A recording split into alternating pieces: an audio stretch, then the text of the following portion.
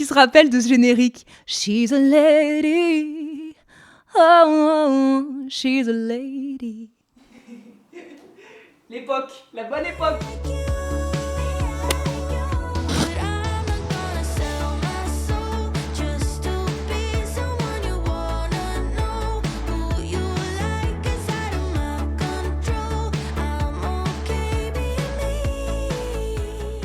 Bonjour à tous, je suis très contente de vous retrouver aujourd'hui pour une nouvelle vidéo sur cette chaîne YouTube. Alors déjà, merci à tous ceux qui m'ont retrouvée ici. J'avais envie de vous faire une petite vidéo un peu à cœur ouvert où je vous explique ce qui s'est passé ces derniers mois. C'est vrai que ces 2 dernières années, mine de rien, ont chamboulé beaucoup de choses et j'ai envie aujourd'hui de revenir sur des choses très importantes. Et pour tous ceux qui m'ont suivi depuis des années et tout, c'est important quand même que je vous en parle. Tous les contenus que je vais faire maintenant sur YouTube, ce sera sur cette chaîne-là, donc la chaîne Adriane Manfredini.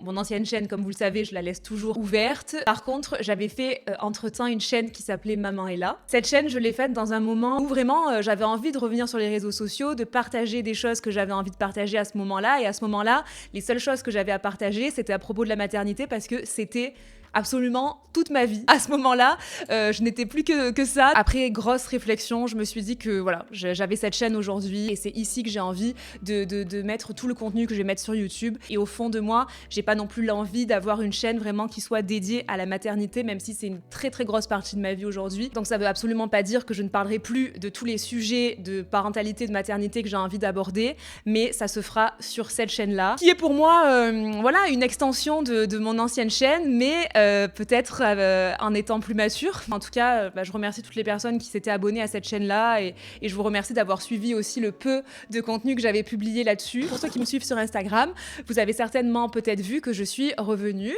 quand même en force là ces derniers temps. C'est vrai que je pense que j'ai mis plus de temps que la moyenne à me retrouver moi, genre juste moi en tant que personne, les choses que j'aime, les choses que j'ai envie de faire, parce que j'étais surtout, ces dernières années, surtout une jeune maman. Jeune dans le sens enfant qui est né il y a pas longtemps. Toute mon énergie était là-dessus. Et je sais qu'il y a beaucoup de personnes qui disent il faut aussi pas se perdre, il faut se retrouver, c'est important de se retrouver en tant que femme, et ci et ça. Et c'est vrai, mais avec le recul aujourd'hui, je ne regrette absolument pas d'avoir donné 100% de mon énergie pendant ces 2 ans dans ce rôle-là, et en m'oubliant un peu, voire beaucoup parfois, mais pour mon équilibre à moi et pour me sentir bien dans ce rôle-là, je pense que c'était quelque chose qui était nécessaire pour moi. Je pense que d'une certaine manière, ça m'a aussi beaucoup nourrie. Aujourd'hui, c'est comme si j'avais débloqué quelque chose et que je laissais un peu plus de place, du coup, au fait de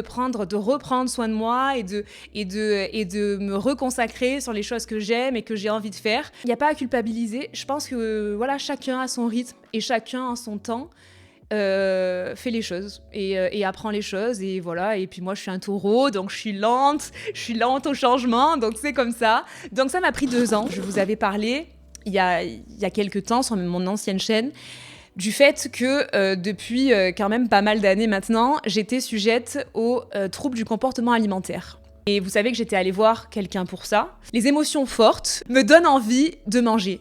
Mais c'est pas de la faim, c'est même pas de la gourmandise, c'est vraiment manger ses émotions, quoi. C'est vrai que pendant ma grossesse, j'ai pas été sujette à ça, parce que pendant la grossesse, bizarrement, et je vous en avais parlé de ça aussi, j'ai vraiment développé un grand respect pour mon corps. Je me disais, waouh, mon corps, il fait des trucs de fou, il est en train de faire un bébé, mais c'est quoi cette histoire? Quand t'es bien avec ton corps, que tu l'admires, etc., t'as pas envie de lui faire du mal. En fait, ça, c'est toujours la notion de, quand tu respectes quelqu'un ou quelque chose, t'as pas envie de lui faire du mal. Et c'est pour ça qu'on dit toujours que c'est important de savoir s'aimer, quelle que soit notre apparence, etc. Parce qu'au final, si on s'aime, c'est là qu'on va bien s'alimenter, c'est là qu'on va faire le meilleur pour soi, en fait. Et c'est vrai que l'après, donc pendant le postpartum, moi, le postpartum, franchement, on m'en parlait vite fait, mais je pensais pas que j'allais le vivre aussi mal que ce que je l'ai vécu. Déjà, il y a eu toute cette période où je ne pouvais plus croiser un miroir. Autant j'étais là en admiration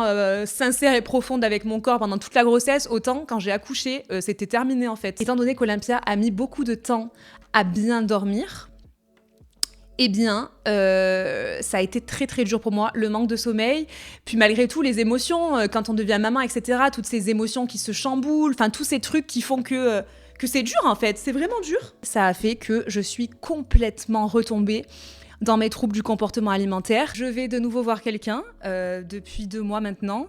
J'avais complètement arrêté pendant la grossesse. J'avais vraiment l'impression d'être sortie de ça en fait. J'avais l'impression des fois que je pouvais me sortir seule de ça, mais c'est pas le cas.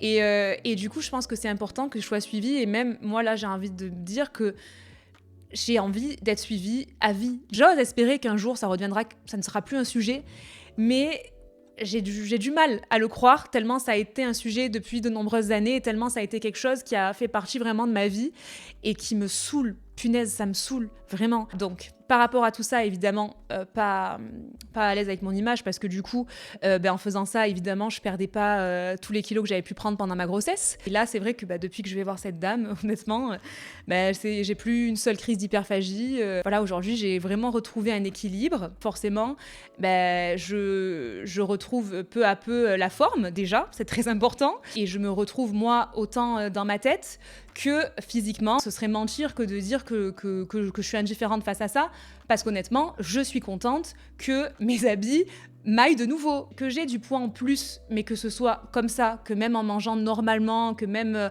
en ayant une bonne hygiène de vie, j'ai ce poids-là, c'est une chose, et je pense que je serais tout à fait OK avec ça. Mais le problème, c'est que là, c'était pas le cas. C'était vraiment ces troubles du comportement alimentaire qui faisaient que j'ingérais du sucre. Et c'est vrai que du coup, quand tu fais un métier où tu montres ton image, où tu exposes ton image, et bien ces trucs-là, tu les vis encore de manière encore plus difficile, je pense, que finalement, si tu faisais autre chose, c'est clair et net.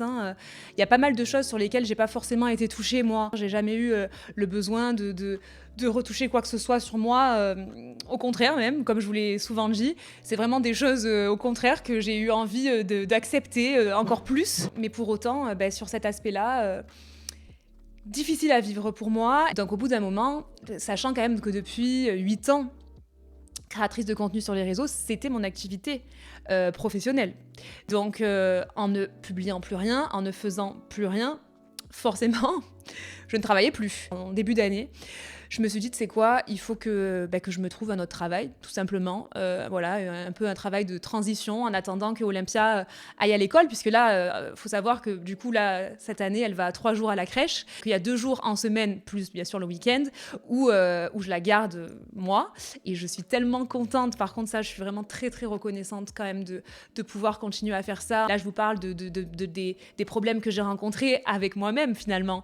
Mais le fait de pouvoir profiter de ma fille, j'en suis tellement reconnaissante. Ça, c'est le vrai sens de la vie, tu vois, de pouvoir profiter à 100% du petit tête que tu as mis au monde et tout. Et après, bon, il y a la société qui fait que au final, elle nous laisse pas forcément l'opportunité de pouvoir faire ça. Pour revenir sur le sujet du travail, je me suis dit, il faut que je trouve un travail rapidement quand même. Donc un travail à temps partiel où je puisse continuer de garder Olympia les 2 jours où je la garde en semaine. J'ai trouvé rapidement. C'était vraiment pour moi une transition. Et j'ai quand même ce truc maintenant d'avoir envie d'entreprendre. J'ai vraiment envie de créer des projets, d'avoir des trucs que je crée moi-même. Du coup, j'ai eu ce petit rythme-là de travailler là-bas, les jours où Olympia était à la crèche, etc.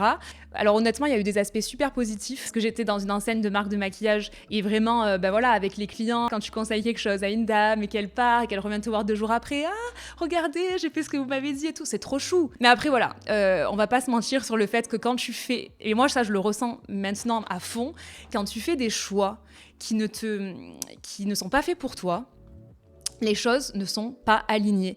Et dans ce travail, les choses n'étaient jamais alignées. Il y avait toujours un truc qui bloquait, toujours un truc qui allait pas. Je sais pas si vous voyez ce que je veux dire. Comme si l'univers te mettait des messages pour te dire « tu n'es pas là où tu dois être ». C'est bizarre, mais c'est ça. J'ai vu des choses qui m'ont pas plu du tout. Et je pense qu'à partir du moment où on voit des choses dans un travail qui ne nous correspondent pas, qui ne font pas partie de nos valeurs. Je pense qu'il faut mettre fin à ça, tout simplement. Et du coup, je pense que d'une certaine manière, ça m'a fait du bien. Ça m'a redonné peut-être aussi une assurance de me dire, ça me plaît pas, je pars. Et en plus de ça, je vais dire tout ce que je pense. Je pense que tout ce qui nous arrive dans notre vie, c'est nécessaire à quelque chose. Et puis je me suis dit, finalement, il vaut mieux peut-être chercher un travail que j'ai vraiment envie de faire sur du long terme, plutôt que de se dire, voilà, je fais un truc de transition en attendant que. Je me suis dit que finalement, il n'y avait pas forcément de bons moments et que là, je me sentais prête à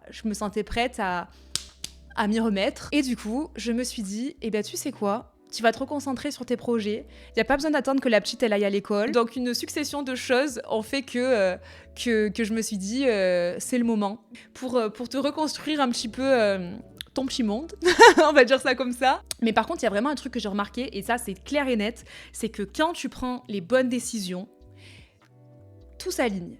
Et quand tu prends des mauvais chemins, il y a plein d'embûches. Donc voilà où j'en suis aujourd'hui. J'ai beaucoup de motivation.